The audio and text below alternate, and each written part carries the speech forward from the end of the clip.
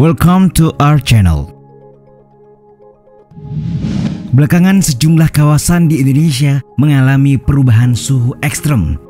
Hal ini kemudian berdampak pada bencana alam hingga berbagai penyakit lantaran imunitas ikut menurun karenanya.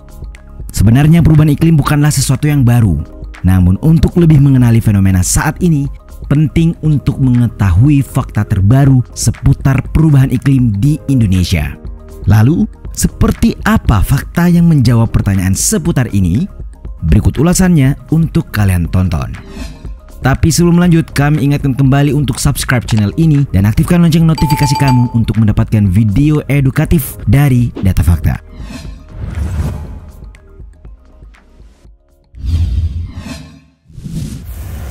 Penyebab perubahan iklim.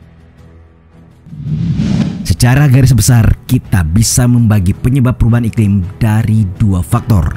Pertama, karena ulah manusia, dan yang kedua, karena peristiwa alam. Nah, kegiatan manusia sendiri bisa dilihat dari aktivitas langsung maupun tidak langsung. Sebut saja pembangunan pesat dalam bidang ekonomi dan industri, seperti konsumsi energi fosil, jumlah kendaraan bermotor, serta penebangan hutan untuk pembukaan lahan adalah apa yang turut memberi dampak serius bagi iklim dunia. Manusia bertanggung jawab atas perubahan komposisi atmosfer yang dikenal dengan sebutan gas rumah kaca atau GRK. GRK yang terdiri atas karbon dioksida, gas metana, nitrogen, dan zat lainnya tersebut diperlukan untuk menjaga kestabilan suhu di bumi. Namun jika lapisan tersebut kian tebal, maka suhu panas bumi yang terperangkap pun semakin tinggi. Peningkatan temperatur akibat fenomena itulah yang lantas dikenal dengan pemanasan global alias global warming. Sementara perubahan iklim karena peristiwa alam seperti yang dikutip Tirto dari sumber belajar.kemdikbud dapat dibagi ke dalam dua aspek, yakni jarak matahari terhadap bumi dan juga keadaan lingkungan.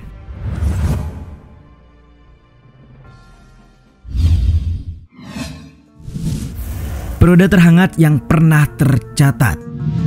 Selain curah hujan, pola angin, dan berbagai efek-efek lain yang secara drastis terjadi sebagai bagian dari perubahan iklim, perubahan suhu adalah yang paling terasa.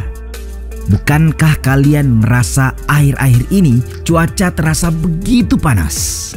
Faktanya suhu rata-rata bumi meningkat sebesar 1,5 derajat Fahrenheit dibanding dengan beberapa abad lalu. Suhu ini bahkan diperkirakan akan naik lagi pada 100 tahun ke depan sebesar 0,5 sampai 8,6 derajat Fahrenheit. Meminjam data NASA dan NOAA yang dirilis Tirto, disebutkan bahwa tahun 2016 adalah periode terhangat yang pernah tercatat, di mana data yang dimaksud menunjukkan bahwa rata-rata suhu global tahun itu adalah 1,78 derajat Fahrenheit atau 0,99 derajat Celcius lebih hangat daripada rata-rata suhu bumi saat pertengahan abad ke-20. Selain itu, 17 dari 18 tahun terhangat telah terjadi sejak tahun 2000. Sementara, melalui rilis yang dirangkum dari laman Conservation International, diketahui bahwa pada tahun 2018, 1.408 bagian per juta atau ppm konsentrasi karbon dioksida atmosfer adalah yang tertinggi dalam 3 juta tahun terakhir. Melihat data serta merasakan dampak langsung, seharusnya membuat kita sadar bahwa fenomena yang memicu berbagai bencana di dunia ini sedang berlangsung sekarang.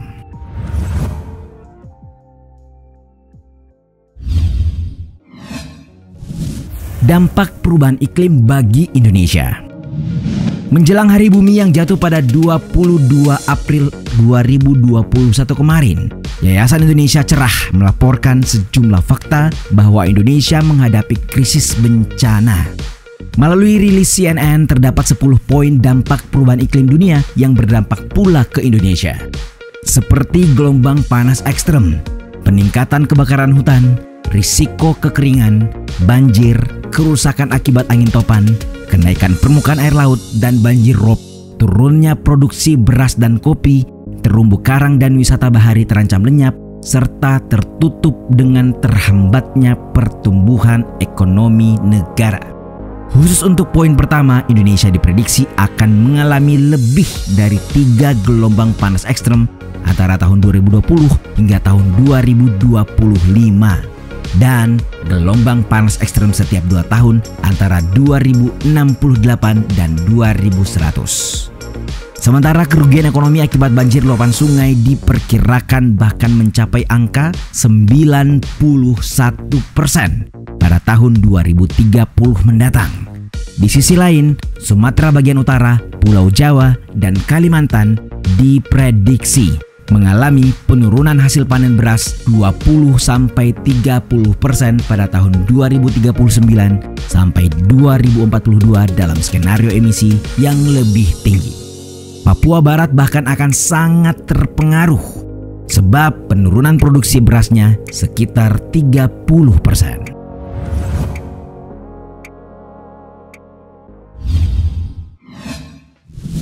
Joe Biden, Jakarta akan tenggelam. Masih berdasar pada laporan Yayasan Indonesia Cerah mengenai krisis bencana Indonesia akibat perubahan iklim, nyatanya kenaikan permukaan air laut juga menjadi persoalan yang tidak kalah serius. Diperkirakan dalam rentang tahun 2000 sampai 2030, kenaikan permukaan air laut yang mengakibatkan banjir rob berada di angka 19 hingga 37%. Pulau Jawa sendiri dianggap sudah sangat rentan terhadap banjir rob pada tahun 2030 mendatang. Itulah kenapa belakangan isu mengenai tenggelamnya Jakarta pada tahun 2050 sudah malang melintang dalam banyak rilis media. Sejalan dengan itu, belum lama ini Joe Biden dalam pidato kenegaraannya menyinggung tentang potensi Jakarta tenggelam. Presiden Amerika Serikat tersebut menyebut bahwa dampak perubahan iklim menyebabkan naiknya permukaan air laut, kemudian diperparah oleh topografi pesisir yang sebagiannya sudah berada di bawah permukaan laut, serta penurunan tanah di kawasan Jakarta saat ini. Kenaikan permukaan laut yang dilanjutkan dengan perluasan pembangunan yang tidak terkendali dapat menyebabkan kerusakan sebesar 400 juta US dollar atau sekitar 5,8 triliun rupiah di seluruh Indonesia pada tahun 2030 mendatang.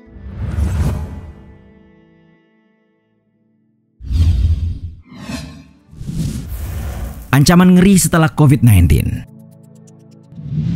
Saat ini dunia sedang sibuk-sibuknya menangani COVID-19. Bahkan bisa dibilang bahwa fokus seluruh negara terpaku pada pandemi ini.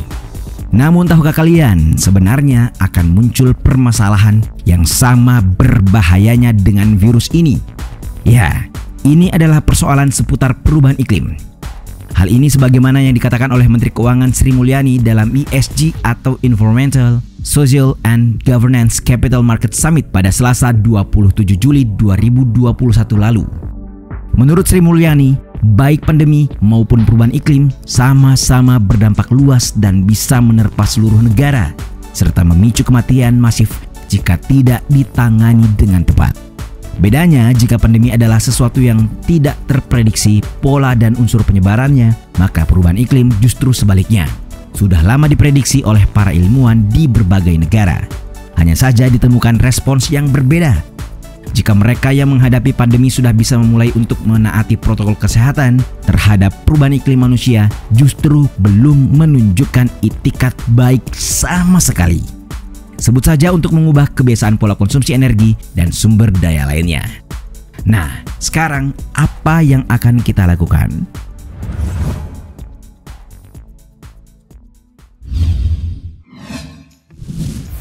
Ekonomi Indonesia paling terpukul.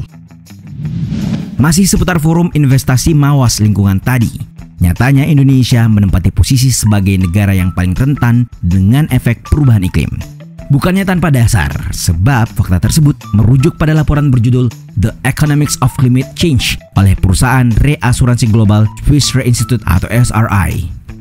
Laporan yang dirilis April lalu tersebut memperkirakan 18% penurunan ekonomi akan terjadi sebagai dampak perubahan iklim dunia pada tahun 2050 mendatang.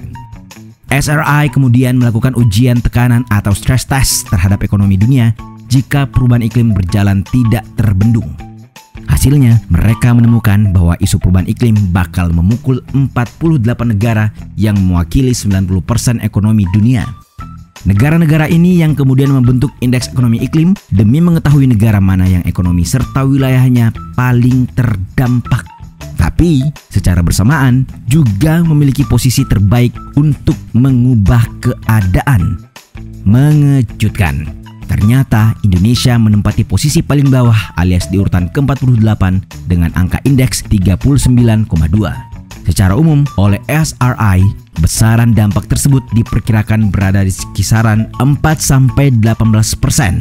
4% pukulan terhadap PDB akan terjadi jika target kesepakatan Paris tercapai dengan menurunkan suhu bumi sebesar 2 derajat Celcius. Sebaliknya, pukulan terbesar yakni 18% terjadi jika suhu bumi naik 3 derajat alias tidak ada aksi nyata yang diambil.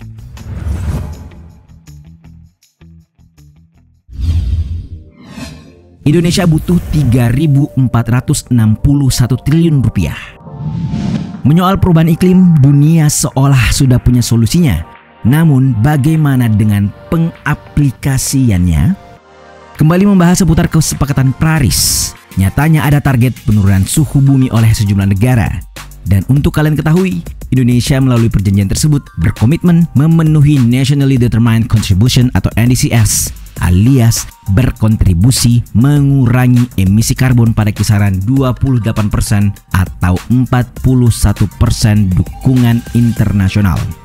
Tentu saja kembali muncul pertanyaan, bagaimana Indonesia memilih jalan untuk menyelesaikan ini?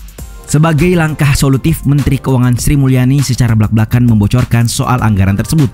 Sebagaimana dalam rilis Kompas, ia menyebut bahwa besaran anggaran yang dibutuhkan untuk memenuhi komitmen mengurangi emisi karbon adalah sekitar 247,2 miliar dolar Amerika Serikat atau sekitar 3.461 triliun rupiah hingga tahun 2030 mendatang.